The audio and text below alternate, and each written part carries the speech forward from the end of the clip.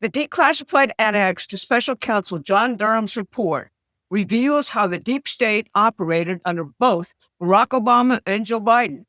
George Soros' Open Society Foundation and a bunch of NATO DC think tanks had the auto pen. The Democrats and the New York Times say this is old news, Russian propaganda, and a diversion from the Epstein scandal.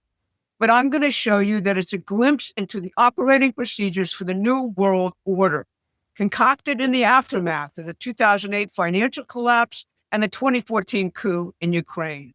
Donald Trump's 2016 election disrupted their plan for the destruction of both our republic and Russia, which Barack Obama and Hillary Clinton were designated to carry out. I'm Barbara Boyd, and I've been following the coup against Donald Trump ever since 2016. If you look at it as an internal U.S. affair, you will miss the forest for the trees. John Durham's now declassified annex provides shocking insights into how a private globalist cabal was dictating U.S. government policy, including that of the FBI and CIA. But you won't get it if you don't realize what exactly you're looking at. So I'll start today with the key parts of the declassified annex itself. Then I'm going to show you its place in the battle between President Trump and the globalist New World Order. Finally, I'll place these events in the context of the British imperial plan for the final destruction of both Russia and the United States. Treason is really the word for this.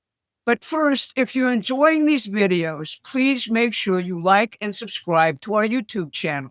It helps send a positive signal to the YouTube algorithm.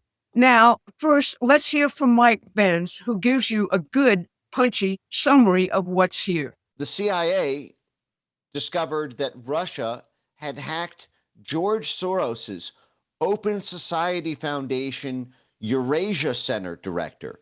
And it was that man, Leonard Bernardo, who was the head of the Open Society Institute Eurasia Center, who had said that Hillary Clinton had approved this plan to paint Trump as being backed by the Russians and Russians interfering in the election.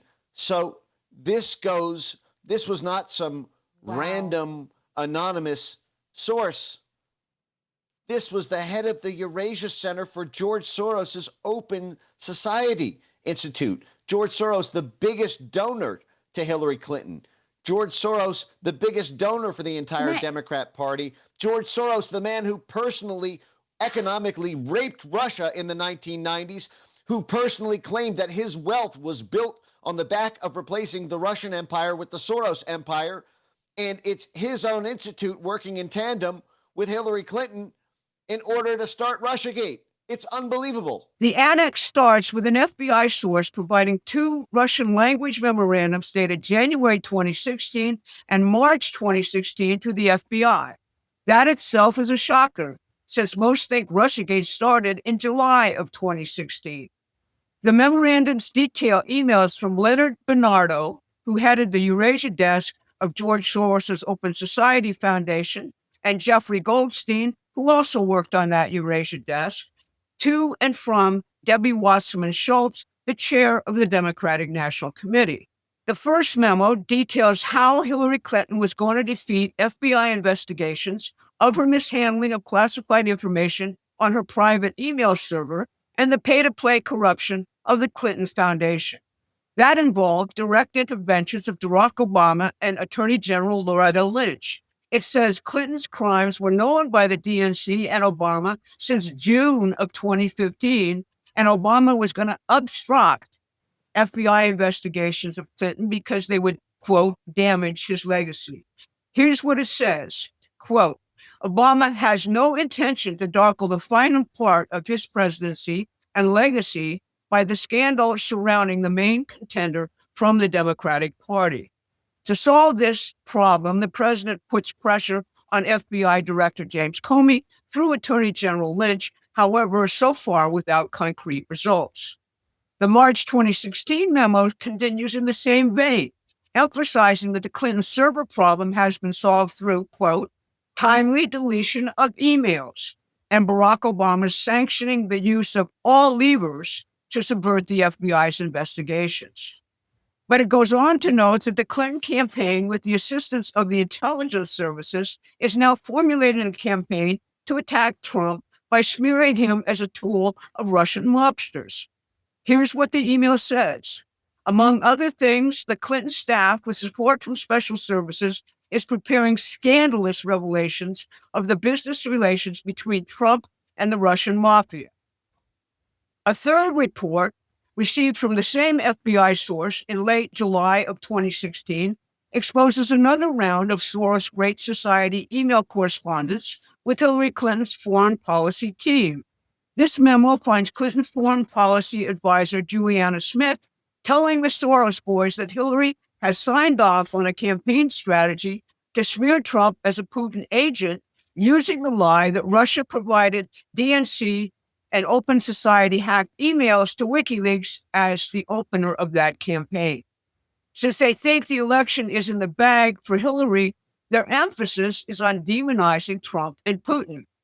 Here's the big part of the email on July 25th. Bernardo writes, the media analysis on the DNC hacking looks solid. He goes on to say, Julie says it will be a long-term affair to demonize Putin and Trump. Now it is good for a post-convention bounce. Later, the FBI will put more oil on the fire.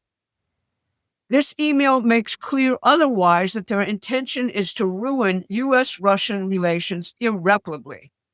So the Russians knew all about their plan, and they got that information from emails of the Eurasian desk at George Soros' Open Society Foundation, the Atlantic Council, the Carnegie Endowment for International Peace, and the Center for a New American Security.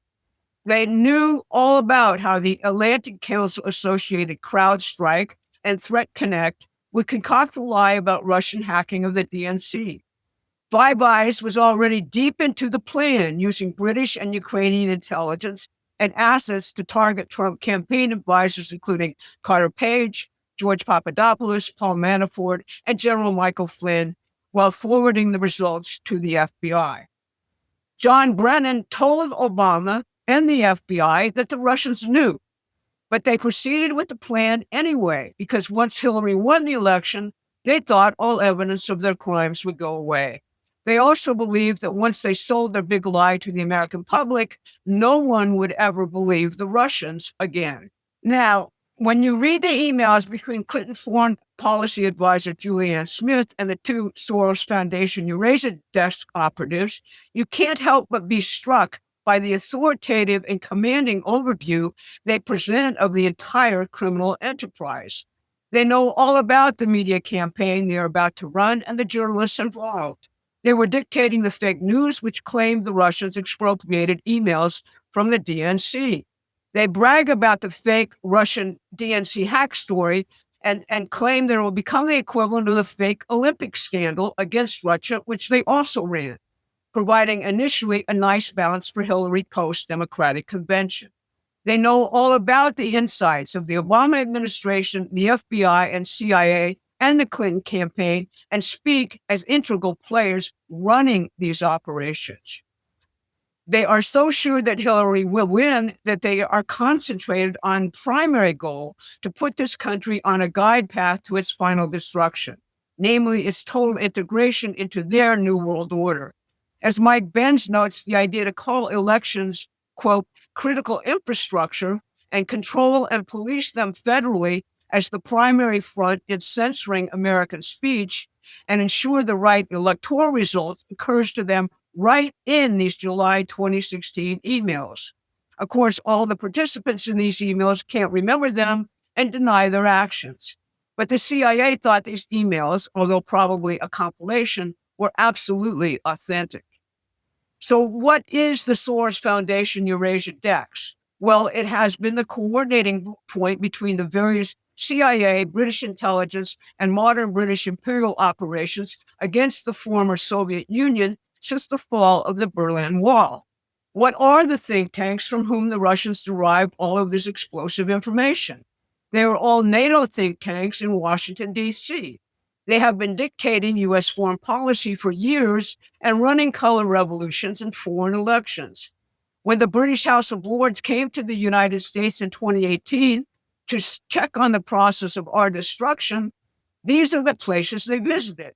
They came away saying they still had a major hold on the intelligence agencies, the State Department, these foundations, and the Congress. It would be sufficient to contain Trump for one term, they said, but not for two. Finally, who is Julianne Smith? Well, she was Biden's NATO representative, Biden's security advisor as vice president, and she is otherwise associated with every NATO enterprise in Washington, D.C. since the beginning of her career. Right now, she leads a new defense consultancy with none other than Biden's Secretary of Defense, Lloyd Austin. So finally, how is this placed in the overall strategic dynamic? Well, the Ukraine coup in 2014 was a joint enterprise of the United States, British, and NATO intelligence to create a vassal state on Russia's border through which to foment regime change operations in Russia itself. For them, it was a step in the long-term British strategic goal of controlling Eurasia. Russia stands in the way of that. The Eurasia desk at the Open Society Foundation has been the critical private sector component in this NATO operation. At the same time, the Open Society Foundation, through the Obama administration, waged an all-out war, a cultural war in the United States to destroy what was left of U.S. industrial and scientific capacities, using open borders, drugs, and economic deindustrialization as their tools. Under their idea, the U.S. would be one among many countries in a new multipolar, multicultural world governed by a central banking financial oligarchy. If you look at the present EU, you get the idea. Simultaneous to the Ukraine coup, NATO's Strategic Communications Center, first established by Obama in 2012 to police conspiracy theories and populist movements worldwide, set out to perfect total information warfare, establishing cells of journalists to dictate public opinion while censoring any type of dissident speech, particularly any speech questioning hatred of Russia or Donald Trump. Before MI6 agent Christopher Steele wrote his dirty dossier, he was part of this NATO project, writing dossiers claiming that both the Brexit vote and other populist votes in Europe were the products of Russian subversion. Dossiers which were widely circulated through the State Department, where Steele had been an advisor on the Ukraine coup. Destroying free speech is, of course, the final step in destroying the ability to think at all. So now you see why treason is an appropriate word here and why understanding the true nature of this battle becomes so very important. Maybe we'll get the scalps of Comey, Brennan, and Clapper, and that would be a good thing, but it won't necessarily solve the problem. That's why Donald Trump has taken on a much bigger battle, reordering the entire global map in favor of sovereign nation states, and why you need to understand these battles on that level. I'll have more to say about that this week on my X account and in Promethean Actions newsletter. We're building a strong community through the newsletter to win this larger battle. The response from all over the world to our shows and to our new show has been terrific.